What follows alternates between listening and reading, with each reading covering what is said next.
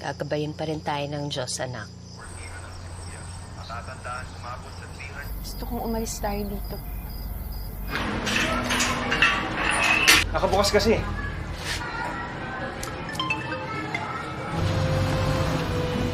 Ana Fuentes po. Sir, hindi po, sir.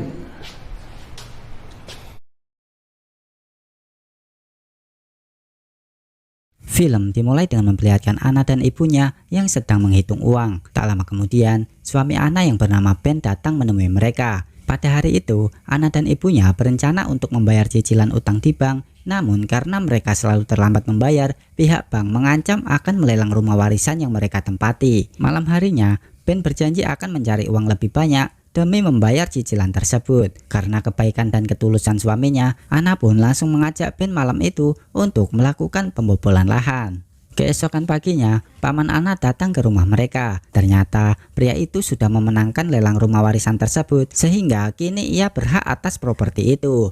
Karena tidak memiliki pilihan lain, Ana dan keluarganya akhirnya menumpang di rumah bibinya untuk sementara waktu. Saat berduaan dengan Ben, Ana mengungkapkan keinginannya untuk menebus kembali rumah warisan ibunya. Di momen itu, Ben menawarkan agar mereka pindah ke kota supaya bisa mendapatkan uang yang lebih banyak. Keesokan harinya mereka langsung berangkat ke ibu kota untuk mencari kehidupan baru. Sesampainya di sana, mereka disambut oleh teman masa kecil Ben yang bernama Mando. Mando membawa mereka ke sebuah bekas konstruksi bangunan yang telah dialihfungsikan untuk menjadi pemukiman kumuh. Meskipun tempat itu tidak layak, namun Ana dan Ben harus berusaha betah agar bisa mengumpulkan uang untuk membeli kembali rumah warisan mereka. Keesokan paginya, Ben tak sengaja masuk ke kamar mandi saat seorang wanita cantik sedang mandi. Wanita itu terlihat kaget, namun Ben segera meminta maaf dan langsung pergi. Setelah itu, Ben sarapan bersama Ana dan Mando. Di momen itu, Mando menawarkan pekerjaan kepada Ben sebagai pelayan restoran.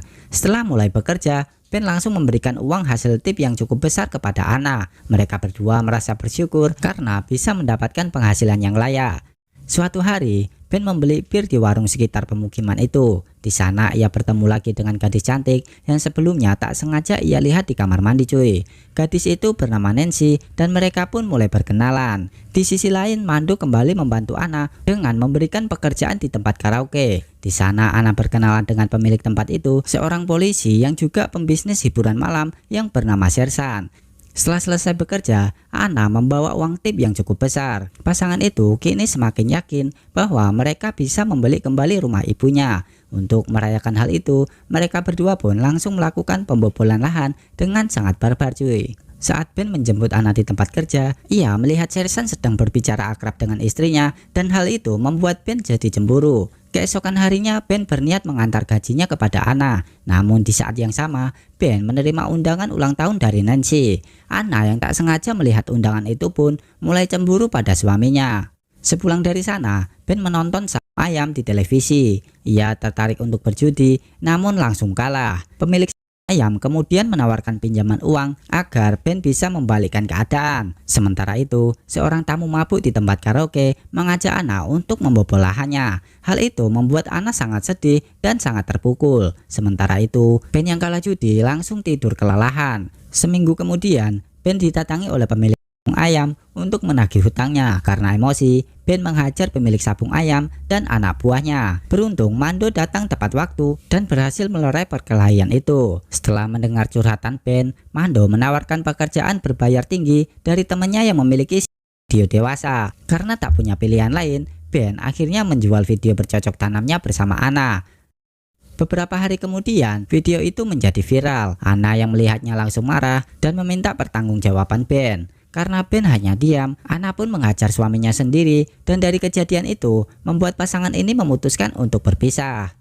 Ben kembali ke kampung dan bekerja sebagai buruh kasar. Ia terus merasa bersalah dan tidak bisa melupakan Ana. Sementara itu, Ana memilih untuk menjadi istri Sersan, polisi tampang yang memiliki banyak bisnis hiburan malam, dan kini Ana ikut membantu mengurus usaha hiburan milik suaminya. Namun Sersan sering bersikap kasar baik pada pengunjung maupun pada Ana sendiri.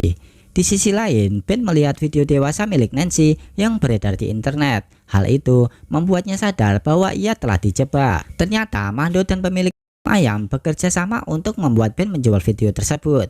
Ben langsung mencari Mando dan menghajarnya habis-habisan. Setelah itu, Ben mendatangi tempat kerja Anna untuk mengecek keadaannya. Di sana, ia melihat Sersan sedang memarahi dan memukul Anna di depan umum. Ben mengikuti mereka sampai ke rumah mewah milik Sersan. Meskipun sudah bercerai, Ben tidak tega melihat Anna disiksa.